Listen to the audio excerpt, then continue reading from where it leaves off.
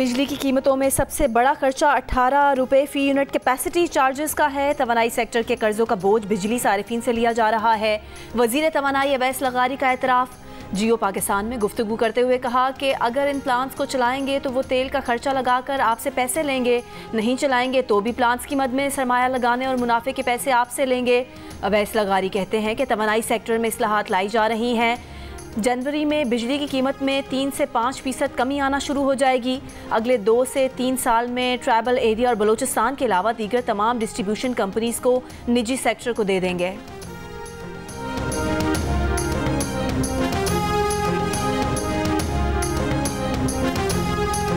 आलमी rating agency Moody's का कहना है कि नए IMF प्रोग्राम में दूररस इस्लाहात के इतलाक़ की शराइत हैं।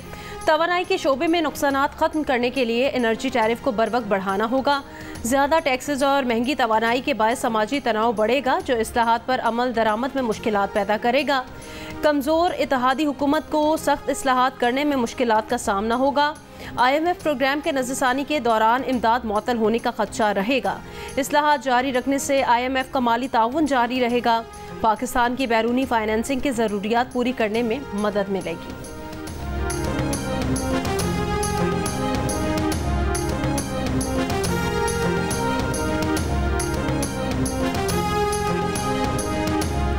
एडहॉक जज लगाने से मुतालिक जुडिशल कमीशन का इजलास आज होगा। चीफ जस्टिस पाकिस्तान जस्टिस काजी फायजीसा सदारत करेंगे। जस्टिस रिटायर्ड मकबूल बाकिर ने ज़ाती वजूहात की बिना पर सुप्रीम कोर्ट का एडहॉक जज बनने से माजरत कर ली।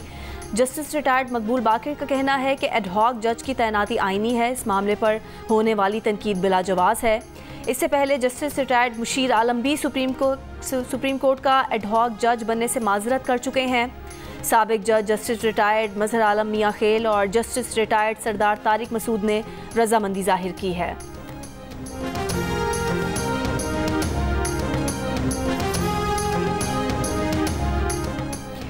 तहरीक इंसाफ को मखसूस नशिस्तें देने के सुप्रीम कोर्ट के फैसले पर अमल करना है या इसके खिलाफ अपील में जाना है। इलेक्शन कमीशन का इजलास आज फिर होगा। ज़राए के मुताबिक जुमेरात को इलेक्शन कमीशन का इजलास नतीजे पर पहुंचे बगैर ख़त्म हुआ। इजलास की सदारत सीनियर मेंबर इलेक्शन कमीशन ने की।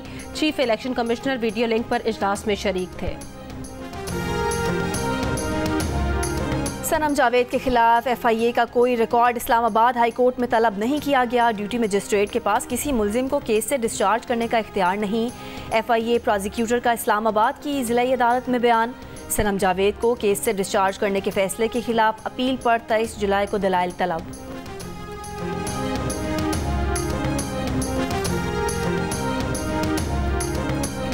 लाहौर की इंसदाद दहशतगर्दी अदालत ने जिना हाउस हमला केस में पुलिस को तफ्तीश मुकम्मल करने का आखिरी मौका दे दिया।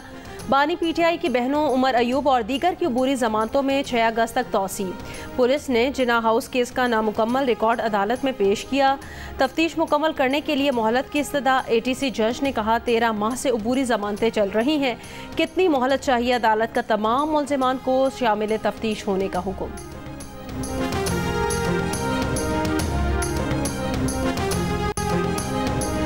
मुल्क में आईनी बहरान और आईनी ब्रेक डाउन का खतरा है। इक़्तिदार छिन जाने के बाद PTI पाकिस्तान के लिए खतरा बन गई।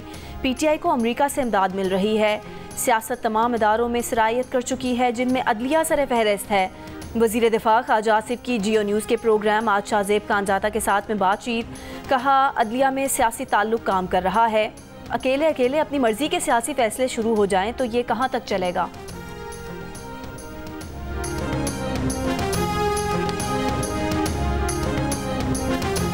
तहरीक इंसाफ के सीनियर रहनुमा हामिद खान ने भी मुल्क में आईनी ब्रेकडाउन का खदशा जाहिर कर दिया।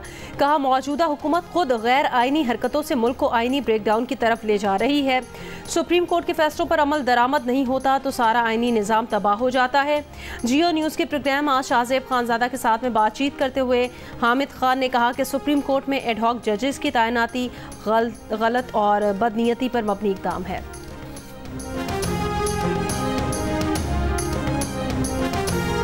चित्राल में तेज बारिश के बाइस नदी नालों में तुगयानी, लैंडस्लाइडिंग और सैलाबी रैलों से चित्राल पेशावर रोड रशीद से चित्राल तक बंद। बलूचिस्तान में कोहे सुलेमान के इलाके में बारिश से सैलाबी सूरत हाल। N50 कौमी शाहराह पर ट्रैफिक मअतल। हैदराबाद, मिटियारी, टंडोला यार, भिट शाह समेत सिंध के मुख्तलिफ अजला में रात गए बारिश। नशेबी इलाके ज़ेरे आब, सड़कों पर पानी जमा हो गया। बारिश होते ही मुख्तलिफ इलाकों में बिजली की फराहमी मअतल। कराची में सुबह सवेरे II Chandigarh road, Clifton garden, PIB, Malir और शाह फैसल समेत मुख्तलिफ इलाकों में बूंदाबांदी।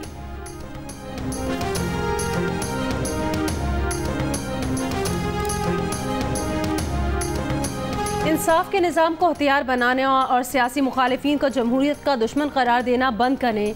डेमोक्रेट्स अमरीका को मुत्तहिद करना चाहते हैं तो उन्हें मुतासिबाना रवैया तर्क करना होगा। साबिक अमरीकी सदर डोनाल्ड ट्रंप का रिपब्लिकन पार्टी के कन्वेंशन से खिताब। सदारती उम्मीदवार के तौर पर पार्टी नामजदगी कबूल कर ली। कातिलाना हमले के बाद पहले खिताब में कहा, आखिरी लम्हे पर उन्होंने सर ना हिलाया होता तो कातिल की गोली हदफ पर लगती और वो आज यहाँ ना होते।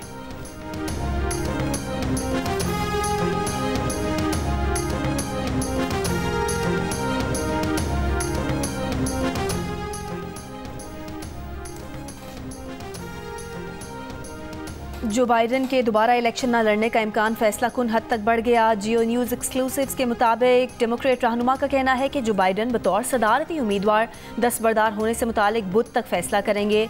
बाइडन की इंतखाबी मुहिम के सीनियर अरकान की बाइडन के इलेक्शन से दस्तबरदार होने की खबरों की तरदीद। साबिक सदर ओबामा भी बाइडन पर वाज़ेह कर चुके हैं कि उनकी जीत का इम्कान बहुत कम है। यमन के हूथियों का इसराइली दारुल हुकूमत तल अवीव पर ड्रोन हमला, एक शख्स हलाक, मुतादिद जख्मी। इसराइली दिफाई निज़ाम हमला ना रोक सका, ना खतरे के अलान बजे।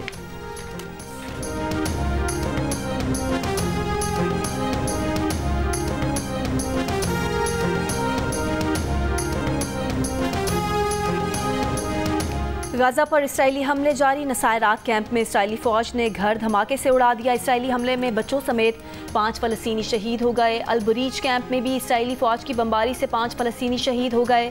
अक़वाम मुत्तहिदा के इमदादी इदारे बराए फ़लस्तीन UNRWA के ज़ेरे इंतज़ाम चलने वाले स्कूल पर भी इसराइली हमला, 2 फ़लस्तीनी शहीद। इसराइली फ़ौज बेघर फ़लस्तीनियों को पनाह देने वाले UNRWA के अब तक 9 इदारों को निशाना बना चुकी है।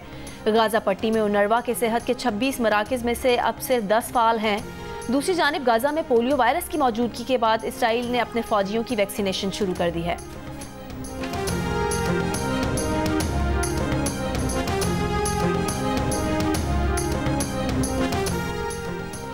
बांग्लादेश में सरकारी मुलाजमतों में कोटा सिस्टम के खिलाफ एहतजाज जारी। गुज़श्ता रोज़ मुजाहिरों में अमवात की तादाद 32 हो गई।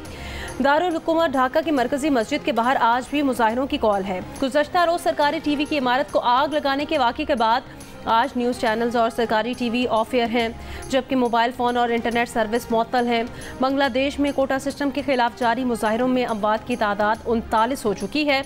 हुकूमत मुजाहिरीन से बातचीत करने का ऐलान कर चुकी है। इंसानी हुकूक के इदारों, अक़वाम मुत्तहिदा और अमरीका ने बांग्लादेश में पुरअमन एहतजाज के हक़ पर जोर दिया है।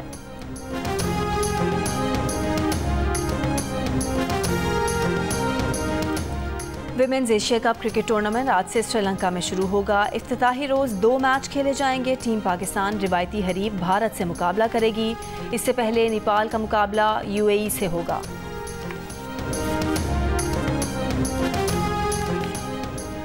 और पाकिस्तान शूटिंग टीम ने पेरिस ओलंपिक्स में शिरकत के लिए कराची और इस्लामाबाद से अपने सफ़र का आगाज़ कर दिया। पेरिस ओलंपिक्स 26 जुलाई से शुरू होंगी।